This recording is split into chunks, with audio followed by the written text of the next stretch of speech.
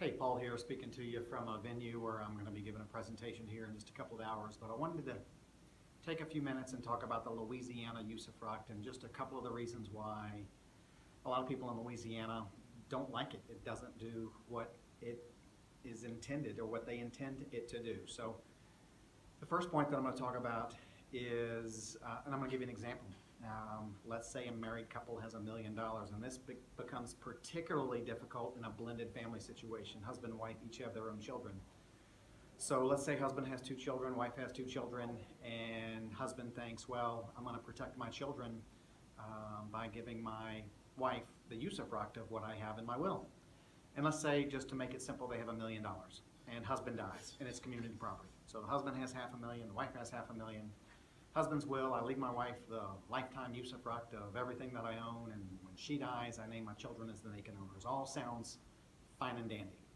Well, what that surviving wife isn't going to like about that, let's say she gets that usufruct, and after he dies, she owns her $500,000, and she has the usufruct of his $500,000.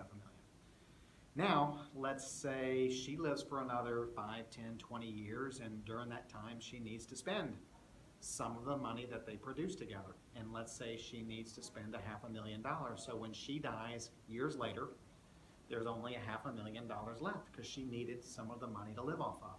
Now her will says, well, my husband gave me usufruct, so his kids are going to be taken care of. But she says, well, I'm going to leave, my part, I'm going to leave to my 2 children. So then she dies, and there's only $500,000 left. So who gets the $500,000? Do his kids get it? Do her kids get it? Does it get split? Well, her kids don't get squat, because when he died and he left her the usufruct of $500,000, then when she died, she had to satisfy that usufructuary debt. So his kids are going to come out of the woodwork and say, hey, we get the entire $500,000 because that's what surviving wife's estate owes the children of the first deceased husband. And so that entire $500,000 goes to the husband's children. The wife, even though the wife had a will that says, I leave everything to my children, they get nothing. So a lot of surviving spouses don't like that.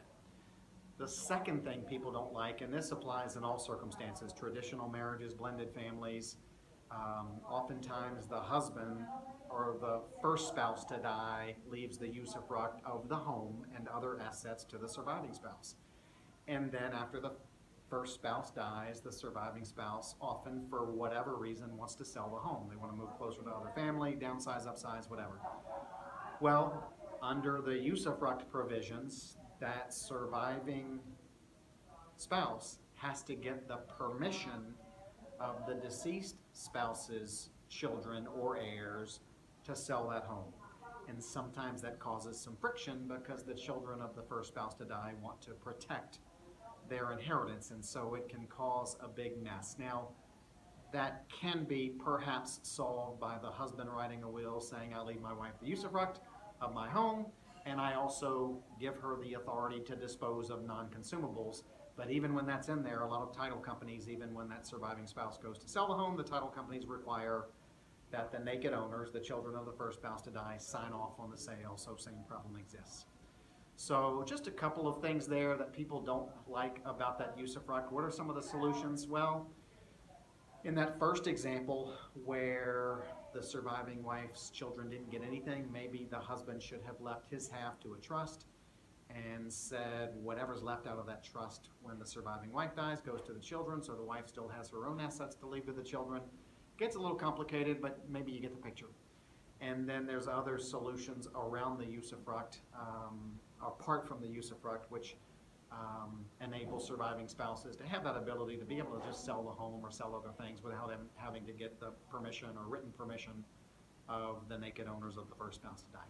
Bunch of legal talk, bunch of legal jargon, but just realize that these are ordinary, everyday, issues that come up, and it's much better if these things get addressed on the front end, so make sure you address them on the front end. I'm Paul Rambley. Have a great day.